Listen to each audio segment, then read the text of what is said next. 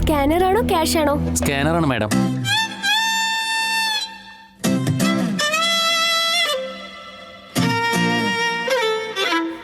ആ okay madam, thank you madam. Saranya, നീ എന്തിനാ പൈസ കൊടുത്തത്? ചേച്ചിയല്ലേ അമ്മേ വാങ്ങിയത്, അച്ഛൻ കൊടുക്കണമെന്നുണ്ടോ? എന്താ എനിക്ക് കൊടുത്തൂടെ? അങ്ങനല്ല മോളെ, അത്രയും പണം നിനക്ക് എവിടുന്നാ? അച്ഛാ, ഞാൻ ശരണ്യ അച്ഛാ, നമ്മുടെ സംസ്കാരം സമ്പ്രദായം യൂട്യൂബ് ചാനലിന്റെ ഓണർ. ഞാൻ അപ്ലോഡ് ചെയ്ത വീഡിയോക്കെല്ലാം യൂട്യൂബിൽ നിന്ന് നല്ല വരുമാനം കിട്ടുന്നുണ്ട്. അതിൽ നിന്നെടുത്താ ഞാൻ കൊടുത്തത്. എന്നാലും നീ എന്തിനാ മോളെ ഈ പൈസ ഒക്കെ കൊടുക്കുന്നേ? ഞാൻ പെൺകുട്ടി ആയതുകൊണ്ടല്ലേ ഇങ്ങനെ പറയുന്നത്. ഇതിപ്പോ മകനായിരുന്നെങ്കിൽ ഇങ്ങനെ പറയുമായിരുന്നോ? അമ്മേ, ഉത്തരവാദിത്തങ്ങളൊക്കെ ആണുങ്ങൾക്ക് മാത്രമല്ല പെൺകുട്ടികൾക്കും എടുക്കാൻ പറ്റുമെന്ന് അച്ഛനോട് പറഞ്ഞു കൊടുക്ക്. ആ പൈസ അച്ഛൻ്റെ കയ്യിൽ തന്നെ വെച്ചോണ്ട് വെച്ചാ വീട്ടു ചെലവിന് വരെ എന്റെ കയ്യിലിരിക്കുന്ന പൈസ വേണം എടുക്കാൻ. മനസ്സിലായോ?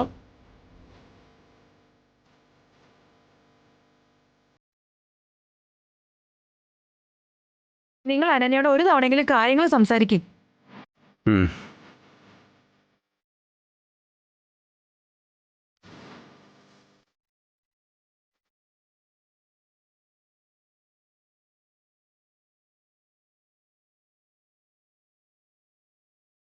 ചേച്ചി, മേക്കപ്പ് ഐറ്റംസ് എല്ലാം ഒരുപാടുണ്ടല്ലോ, കുറെ വെറൈറ്റീസ് ഉണ്ടല്ലേ?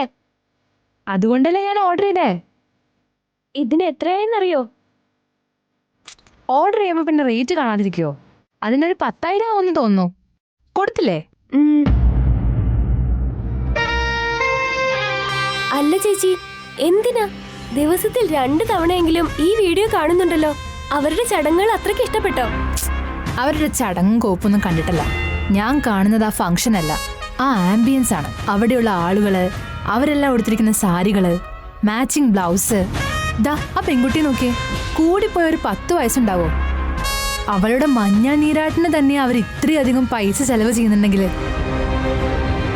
നാളെ ആ കുട്ടിയുടെ കല്യാണം വന്നാൽ എത്ര അധികം പൈസ അവർ ചെലവാക്കും. ഒന്ന് ആലോചിച്ചു നോക്ക്. അവരുടെ കയ്യിൽ പൈസയുണ്ട്, അതുകൊണ്ടാ ചെയ്യുന്നത്. നമ്മുടെ കയ്യിൽ ഇല്ലെന്ന് വെച്ച് നമ്മളിരുന്ന് കരയണോ? ഉള്ളത് വെച്ച് സന്തോഷിക്കണോന്നാ പറയുന്നത് ചേച്ചി. വേണമെങ്കിൽ നീ അങ്ങനെ ഇരുന്ന് സന്തോഷിച്ചോ. ആടിന്റെ വാല് പിടിച്ചു വെച്ച് അതാണ് ഏറ്റവും വലിയ കുതിരയുടെ വാലെന്ന് പറഞ്ഞ് എനിക്ക് കോംപ്രമൈസ് ചെയ്യാൻ പറ്റില്ല. അച്ഛനും അമ്മേനും വിശ്വസിച്ചിരുന്നു കഴിഞ്ഞാൽ നമ്മുടെ ലൈഫിൽ നമ്മൾ ഒന്നും ആവില്ല. നമ്മുടെ ലൈഫ് നമ്മൾ വിചാരിച്ച പോലെ ഗ്രാൻഡ് ആവണമെന്നുണ്ടെങ്കിൽ നമ്മൾ വേണം സ്വപ്നം കാണാൻ, നമ്മൾ വേണം അത് നിറവേറ്റാൻ. ഈ ഭാഗത്ത് സ്വപ്നങ്ങൾ നിറവേറ്റപ്പെടുമെന്നൊരു ബോർഡ് വെച്ച് നോക്കിയിരിക്കാം. നിന്നെ പോലെ വട്ടുപിടിച്ചവരൊക്കെ പിന്നെ എന്റെ ക്ലയൻസ് ആയി മാറും. അപ്പോ ചേച്ചിയുടെ സ്വപ്നങ്ങൾ നടക്കുമെന്ന് എനിക്കറിയില്ല, പക്ഷെ ഞാൻ എന്തായാലും നല്ല റിച്ച് കേളായി മാറും. അപ്പൊ നീ പറഞ്ഞത് ഞാനൊരു പൊട്ടിയായി പോവെന്നാണോ? നിന്നെ ഞാനുണ്ടല്ലോ.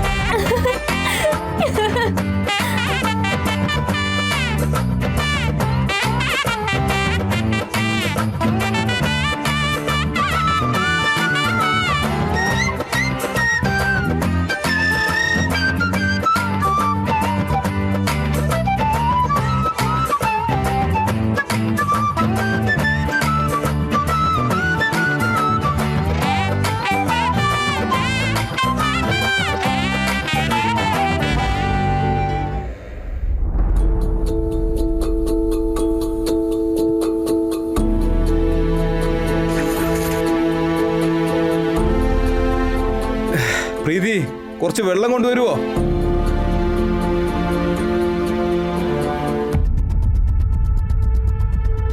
ഫ്രിഡ്ജിലല്ലേ ഇരിക്കുന്ന, എടുത്ത് കുടിച്ചൂടെ? എനിക്ക് ഇറങ്ങാൻ സമയമായി. എങ്ങോട്ട്? ഷൂട്ടിന്. ഷൂട്ടോ? ആ അതെ, ഷൂട്ടിന്. ഇതിന്റെയൊക്കെ ആവശ്യമുണ്ടോ ഇപ്പോ? അതൊക്കെ പോട്ടെ, ഇതെന്ത് ഡ്രസ്സാ ഇത്? ഷൂട്ടിങ്ങിന് ഇങ്ങനെ പോകാതെ പിന്നെ എങ്ങനെ പോവാനാ? ഇത്രയും കാലം ഒരു ഹോപ്പ് ഉണ്ടായിരുന്നു നിന്റെ സ്വത്തിൽ എന്തെങ്കിലും ഇങ്ങോട്ട് കിട്ടുമെന്ന്. അതുകൊണ്ട് ബിസിനസ് ചെയ്ത് ലൈഫ് ലോങ് സെറ്റിൽ ആവാന്നാ വിചാരിച്ചേ. ഇപ്പൊ അങ്ങനെ ഒരു ഹോപ്പേ ഇല്ല. നീ വിചാരിച്ച പോലെ നിനക്കൊന്നും കിട്ടിയില്ല. ഇപ്പൊ കിട്ടിയ ജോലി പോലും ചെയ്യുന്നില്ലെങ്കിൽ പിന്നെ എങ്ങനെയാ? നീ ആ ഫംഗ്ഷന് കുറച്ചും കൂടി സ്ട്രോങ് ആയി സംസാരിച്ചെങ്കിൽ നന്നായിരുന്നു. ഞാനൊന്ന് പറഞ്ഞതല്ലേ. എന്ത് പറഞ്ഞൂന്ന്? നിനക്കും ആ സ്വത്തിനൊരു ബന്ധുവില്ല എന്ന് പറഞ്ഞപ്പോ നീ അവിടെ മിണ്ടാതെ നോക്കി നിന്നില്ലേ? അവസാനം നിന്നെ ഞാൻ പണത്തിന് വേണ്ടിയാണ് സ്നേഹിച്ച് കല്യാണം കഴിച്ചെന്ന് പറഞ്ഞ് നിന്റെ ചെറിയമ്മയില്ലേ ആ ആനന്ദ ഭൈരവി പറയുമ്പോ നീ മിണ്ടാതെ നോക്കി നിന്നില്ലേ? എന്ന് പറഞ്ഞ തെറ്റ് എൻ്റെ ആണെന്നോ? ആണെന്ന് പറഞ്ഞാൽ നീ സമ്മതിക്കാൻ പോണില്ലല്ലോ. പക്ഷെ സത്യം എന്താന്ന് വെച്ചാൽ അതന്നെയാ. നീ അവിടെ സൈലന്റ് ആയിട്ടിരിക്കാതെ തിരിച്ചെന്തെങ്കിലും പറഞ്ഞ് 4 പേരെ കൂട്ടി ചോദിപ്പിക്കാൻ നിന്നിരുന്നെങ്കിൽ അവരൊക്കെ നമ്മുടെ വഴിക്ക് വരുമായിരുന്നു. നീ അങ്ങനെ ചെയ്യില്ല. എന്താണെന്നറിയോ, അവരൊക്കെ നിന്റെ കുടുംബാ. ശരിക്കും അവർ നിന്നെ അവരുടെ കുടുംബത്തിലെ ഒരു അംഗമായി കണ്ടിരുന്നെങ്കിൽ നീ ലൈഫിൽ മുന്നേറാൻ വേണ്ടി ഷെയർ വേണമെന്ന് ചോദിച്ച ഉടനെ അപ്പോൾ തന്നെ എടുത്തു തരുമായിരുന്നു. അതിന് ഇത്രയും വലിയ കഥയൊന്നും നമ്മളോട് പറയേണ്ട ആവശ്യം ഉണ്ടായിരുന്നില്ലല്ലോ. അവര് പൈസ തരില്ല എന്ന് പറഞ്ഞു എന്ന് വെച്ചിട്ട് നമ്മുടെ കാര്യങ്ങളൊന്നും നമുക്ക് മാറ്റാൻ പറ്റില്ലല്ലോ. എന്തെങ്കിലുമൊക്കെ ചെയ്തേ പറ്റൂ. എങ്ങനെയെങ്കിലുമൊക്കെ ബിസിനസ് സ്റ്റാർട്ട് ചെയ്യണം. വാ തുറന്നാൽ നിനക്ക് ബിസിനസ് മാത്രമേ ഉള്ളല്ലോ. ബിസിനസ് ചെയ്യുന്നതിന് ആദ്യം കുറച്ച് കാശ് വേണമല്ലോ. അതിനെവിടെ പോവാനാ? നമ്മൾ വേണമെന്ന് വെച്ച് പരിശ്രമിച്ചാ എന്താണെങ്കിലും നമുക്ക് കിട്ടും. ഞാൻ ഡിസൈഡ് ചെയ്ത് കഴിഞ്ഞു. നമ്മളൊരു ടെക്സ്റ്റൈൽ ബിസിനസ് ആണ് ചെയ്യാൻ പോകുന്നത്. എന്റെ ചെറിയമ്മ ചെയ്യുന്ന ബിസിനസ് അത് തന്നെയല്ലേ? എന്നുവെച്ച് നിന്റെ ചെറിയമ്മ തുണിക്കച്ചവടം ചെയ്യുന്നു വെച്ച് ലോകത്തിലെ മറ്റാർക്കും തുണിക്കച്ചവടം ചെയ്യാൻ പാടില്ലെന്നുണ്ടോ? ആ കച്ചവടം കണ്ടിട്ടല്ലേ അവരിത്ര അഹങ്കരിക്കുന്നത്. ആ കച്ചവടത്തിൽ തന്നെയല്ലേ അവരിത്രയും പണം ഉണ്ടാക്കിയത്. അത് തന്നെ മതി നമുക്കും. അവരോട് മത്സരിച്ച് വേണം ബിസിനസ് ചെയ്യാൻ. അവരെക്കാളും അധികം സമ്പാദിച്ച് അവർ നമുക്ക് കാണിക്കണം. അതിനാവശ്യമായ ഇൻവെസ്റ്റ്മെന്റ് ഞാൻ നോക്കിക്കോളാം. നീയും പറ്റിയ ട്രൈ ചെയ്യ്. ആർഗ്യുമെന്റ് ചെയ്യാൻ നിൽക്കണ്ട. കുറച്ച് ഓവറായിട്ട് ഞാൻ പറഞ്ഞെന്ന് തോന്നുന്നു. ഇപ്പോൾ എന്തെങ്കിലും ചെയ്ത് രോഹിത്തിനൊന്ന് കൂളാക്കിയേ പറ്റൂ. നീ കൂടുതലൊന്നും ആലോചിക്കേണ്ട രോഹിത്. ഇതൊക്കെ നമുക്ക് വേണ്ടി തന്നെയല്ലേ. അത് നീ മനസ്സിലാക്കും. എനിക്കിറങ്ങാൻ സമയമായി. ബൈ.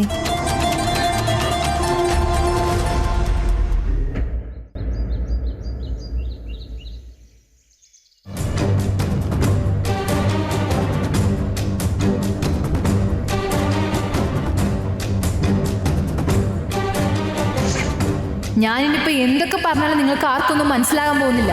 അതെന്താണെന്നറിയോ, നിങ്ങളെല്ലാവരും ഈ ആനന്ദയുടെ വലയത്തിനുള്ളിൽ പെട്ടിരിക്കുക. ഈ കൂട്ടുകുടുംബം എത്ര കാലം ഇങ്ങനെ പോകുമെന്ന് ഞാനും ഒന്ന് നോക്കട്ടെ.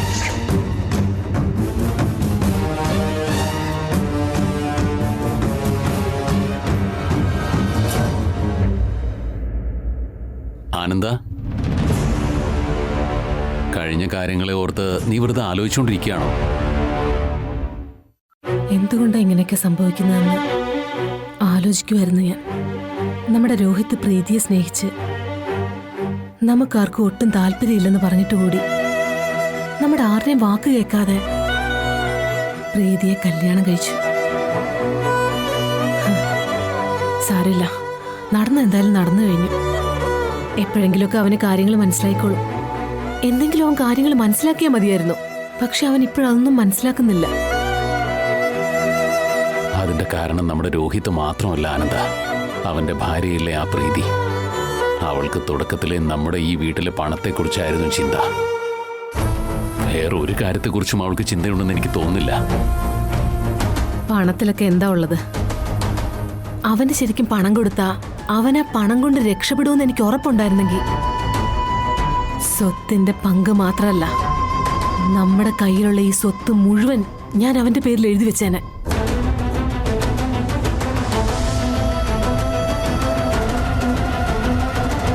ദർശന് വേണ്ടിയോ നമ്മുടെ കുടുംബത്തിന് വേണ്ടിയോ 1 രൂപയെന്നല്ല 10 പൈസ പോലും മാറ്റിവെക്കേണ്ട ആവശ്യമുണ്ടെന്ന് എനിക്ക് ഇതുവരെ തോന്നിയിട്ടേയില്ല. എന്റെ മകൻ കഴിവുള്ളവനാ. ദർശനുള്ള കഴിവിൽ എനിക്ക് നല്ല വിശ്വാസമുണ്ട്. അതുപോലെ എന്റെ കഴിവിലും എനിക്ക് വിശ്വാസമുണ്ട്. ഈ കാര്യത്തിലൊന്നും ആർക്കും ഒരു സംശയവും ഇല്ല എൻ്റെ ആനന്ദ. നമ്മളിനി പാതാളത്തിൽ വീണാലും നമ്മുടെ കുടുംബത്തിന്റെ മഹിമയെ നീ നിന്റെ കഠിനാധ്വാനം കൊണ്ട് ആകാശത്തോളം ഉയർത്തി നിർത്തുമെന്ന് എനിക്കറിയാം. കഷ്ടപ്പെടാതെ ചുമ്മാ കിട്ടുന്ന പൈസ കൊണ്ട് ആർക്കും വിജയിക്കാൻ പറ്റില്ല. കാരണം എന്താന്ന് വെച്ചാ അവർക്ക് ആ പണത്തിന്റെ ഒന്നും വിലയറിയണമെന്നില്ല. അങ്ങനെയൊക്കെ നീയും ഞാനും കരുതും. അവർക്കിതൊക്കെ മനസ്സിലാവണമെന്നില്ല.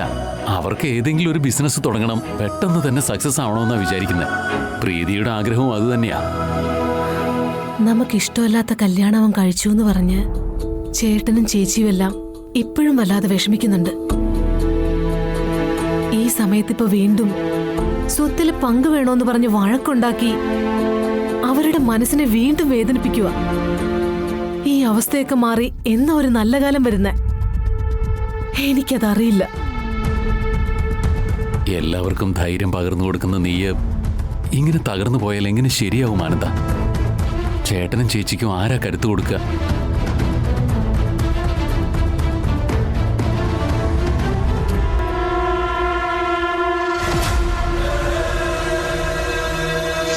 ചെറിയമ്മ പറയുന്നത് കേട്ടില്ലേ? രോഹിത്താണ് ഈ കുടുംബത്തിന്റെ അവകാശിയെന്ന്. അങ്ങനെയുള്ളപ്പോ അവന് സ്വത്തിന്റെ ഷെയർ കൊടുത്ത എന്താ പ്രശ്നം? ഈ കൂട്ടുകുടുംബം എത്ര നാളിങ്ങനെ നിലനിൽക്കുന്നു എനിക്കൊന്ന് കാണണം.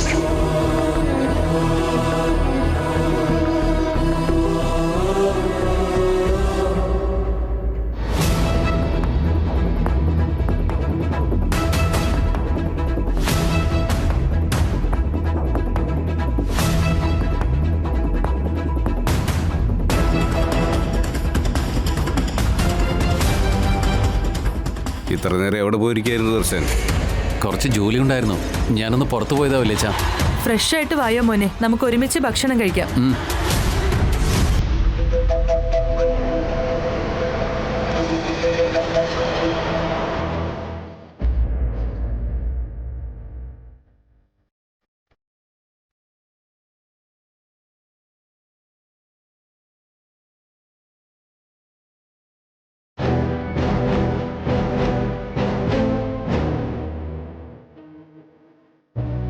അതെ ചേട്ടാ, ആനന്ദ വരുന്നുണ്ട്. ഒന്നും അറിയാത്ത പോലെ നിന്നേക്കണേ. നമ്മൾ വിഷമത്തിലാണെന്ന് അറിഞ്ഞാ അത് അവൾക്ക് അതിലേറെ വിഷമാവും. വാ ആനന്ദ, ദർശൻ ഇപ്പൊ അങ്ങോട്ട് പോയേ ഉള്ളൂ. അവനവന്റെ ഫ്രണ്ട്സിനെ കാണാൻ പുറത്തു പോയിരിക്കുകയായിരുന്നു.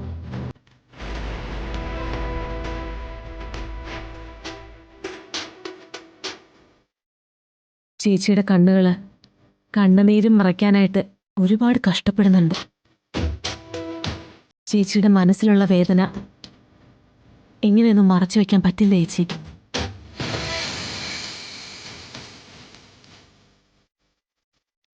അതെ ആനന്ദ, വീട്ടിലെ മൂത്ത പുത്രനാണെങ്കിൽ തല തെറിച്ചു പോയി. അത് ഞങ്ങളുടെ തലവരെയാ. അതുകൊണ്ട് നീ എന്നോടും ചേച്ചിയോടും ഒന്ന് ക്ഷമിക്കേ.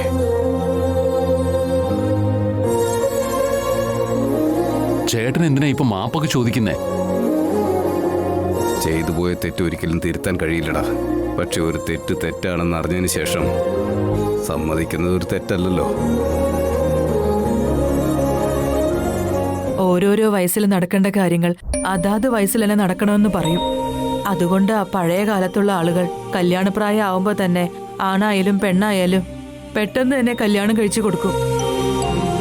അതുകൊണ്ടാ മുതിർന്നവരെ ബഹുമാനിക്കാത്തതോ പ്രേമമെന്ന് പറഞ്ഞ് വഴിതെറ്റി പോകുന്നതോ ഒന്നും ആ കാലത്ത് ഉണ്ടാവാതിരുന്നത്. രോഹിത്തിന്റെ കാര്യത്തില് ഞങ്ങൾ ചെയ്ത തെറ്റും അത് തന്നെയാ.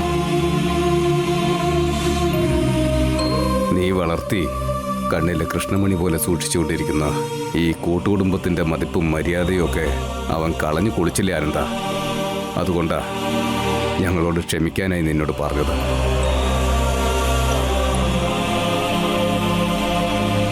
ആ രാക്ഷസി നമ്മുടെ ഈ കൂട്ടുകുടുംബം എത്ര നാൾ ഒരുമിച്ചിരിക്കും? എന്തെങ്കിലും ഒരിക്കൽ ഇതൊക്കെ പിരിയുമെന്ന് പറഞ്ഞിട്ട് പോയത് ആ നിമിഷം തന്നെ അവളുടെ തലയിൽ ഇടുത്തി വീണേന്ന് ഞാൻ പ്രാർത്ഥിച്ചിരുന്നു. ഈ കൂട്ടുകുടുംബം എന്ന വലിയ ആൽമരം ആനന്ദ എന്ന താഴ്വേരിലാണ് നിൽക്കുന്നത് എന്നുള്ള കാര്യം അവൾക്കെങ്ങനെ അറിയാനാ? ഈ ആൽമരത്തെ കടപുഴക്കാൻ കാലത്തിന് പോലും ചിലപ്പോൾ കഴിഞ്ഞെന്ന് വരില്ലേ? ആ പെണ്ണിനെ കൊണ്ടോ അവൾ പറഞ്ഞ വാക്കുകൊണ്ടോ.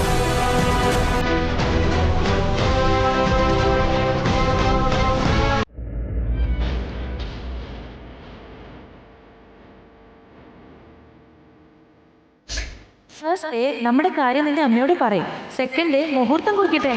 Third day marriage.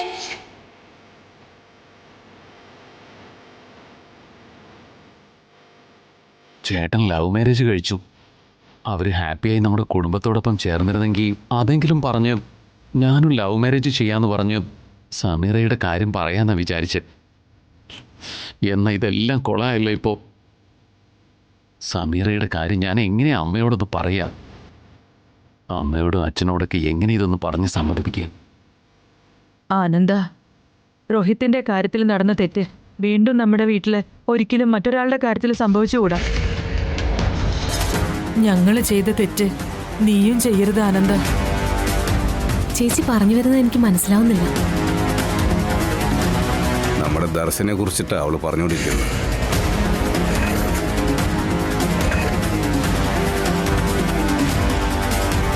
എന്നുവെച്ചാൽ രോഹിത്തിനെ പോലെ ദർശനും ഏതെങ്കിലും ഒരു പെണ്ണുമായിട്ട് പ്രേമത്തിലാണെന്നാണോ? അങ്ങനൊരു അവസരം അവനുണ്ടാവരുതെന്നാ പ്രാർത്ഥിക്കുന്നത്. ദർശൻ ചേട്ടൻ അങ്ങനെയൊന്നും ഒരിക്കലും ചെയ്യില്ല. അമ്മ എന്താണോ പറയുന്നത് അതിനപ്പുറം ഒരിക്കലും പോയില്ല.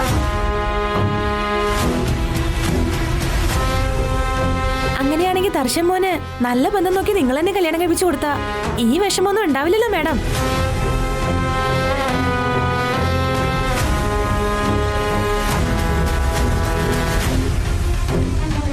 ഞാനും അതാ പറഞ്ഞു വരുന്നത്.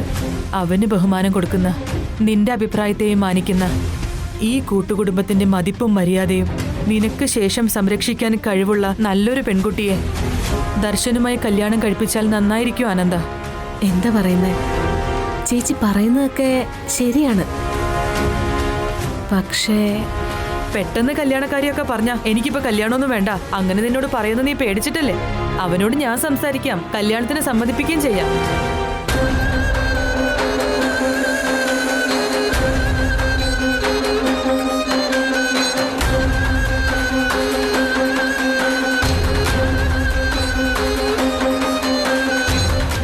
മോനെ ദർശൻ. ആ, എന്താ വല്യമ്മ? നീ ആദ്യം ഇവിടെ ഇരിക്കേ. നിന്റെ അടുത്ത് ഞാനൊരു കാര്യം പറയട്ടെ. ഈ വല്യമ്മയോട് നിനക്ക് കുറച്ചെങ്കിലും സ്നേഹമുണ്ടെങ്കിൽ ഞാൻ പറയുന്നത് നീ കേൾക്കണം. ദാ നോക്ക്, ഇത് എന്റെ മേലെ സത്യം. എന്താണ് കാര്യം വല്യമ്മ? നിന്റെ അമ്മയ്ക്ക് നിന്നെ കല്യാണം കഴിപ്പിക്കണമെന്ന് ആഗ്രഹമുണ്ട്.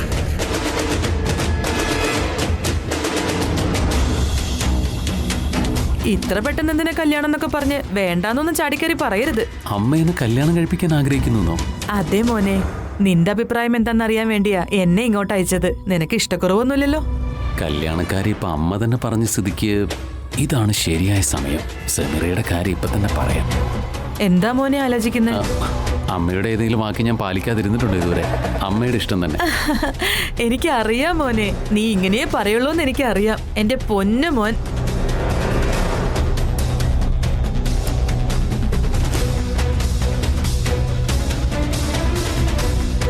ആനന്ദ,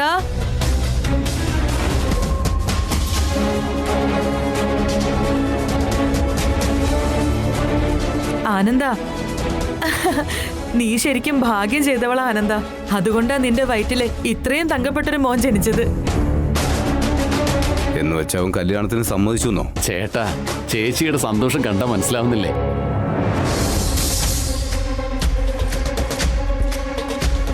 എന്ന് വെച്ചാ ചേച്ചി കല്യാണത്തിന്റെ കാര്യം പറഞ്ഞ ഉടനെ അവ സമ്മതിച്ചോ? വെറുതെ ഒരു പേരിന് വേണ്ടിയൊന്നും സമ്മതിച്ചല്ല. എന്റെ അമ്മ പറഞ്ഞ് ഞാൻ കേൾക്കാതിരുന്നിട്ടുണ്ടോ? അമ്മ ഏത് പെണ്ണിനെ കൊണ്ടുവന്ന് എന്റെ മുമ്പിൽ കൊണ്ട് നിർത്തിയാലും ആ പെണ്ണിന്റെ കഴുത്തിലെ താലി കെട്ടുള്ളൂ എന്ന് പറഞ്ഞു. നമ്മൾ കണ്ടെത്തുന്ന പെൺകുട്ടിയെ കല്യാണം കഴിക്കുമെന്ന് അവൻ ഉറപ്പിച്ചു പറഞ്ഞു.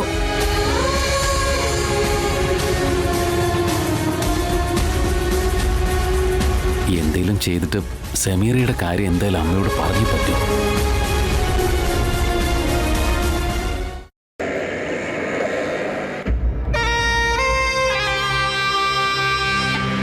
ഒരു ടെക്സ്റ്റൈൽസ് തുടങ്ങണമെങ്കിൽ മിനിമം ഇതുപോലൊരു ഷോപ്പെങ്കിലും തുടങ്ങണം. ഇതുപോലെ മെയിൻറ്റെയിൻ ചെയ്യണമെങ്കിൽ ഇതിന് എത്ര രൂപ ചെലവാകും? എക്സ്ക്യൂസ് മീ മാഡം, എന്താ വേണ്ടേ? ആ ഡ്രസ്സ് കാണിക്കോ?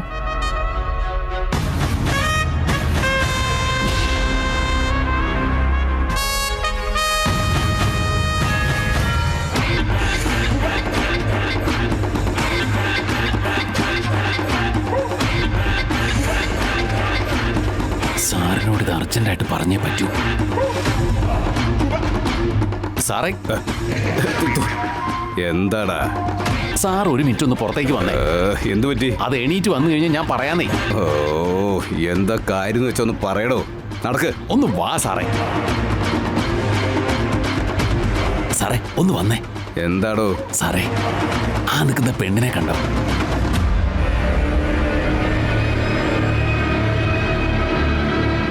നിൽക്കുന്ന പെണ്ണ് ഏതാടോ? ആനന്ദ ഭൈരവിയുടെ മരുമകളാ. എന്ന് വെച്ചാ? അതെ സാറേ, ആനന്ദ ഭൈരവിയുടെ ഭർത്താവിന്റെ ആ ചേട്ടനില്ലേ? ആര്? ആ കട്ടമീശക്കാരനോ? ആ, അയാളുടെ മകന്റെ ഭാര്യ. ഓ, ആ വീട്ടിലെ മരുമകൾ എന്തിനാ നമ്മുടെ കടയിലേക്ക് വന്നത്? നമ്മളാണെങ്കിൽ എക്സ്പാർട്ടി അല്ലേ സാറേ, അവര് തമ്മിൽ എന്തോ ഒരു പ്രശ്നമുള്ളത് പോലെ തോന്നേ. അതുകൊണ്ടാ ഇങ്ങനെ രാജ്കോട്ടി സിൽക്സ് അവോയ്ഡ് ചെയ്തിട്ടേ നീലകണ്ഠന്റെ ഷോപ്പില്, അതായത് സാറിന്റെ ഷോപ്പില് അതും സാരി വാങ്ങാനായിട്ട് വന്നിരിക്കുന്നേ.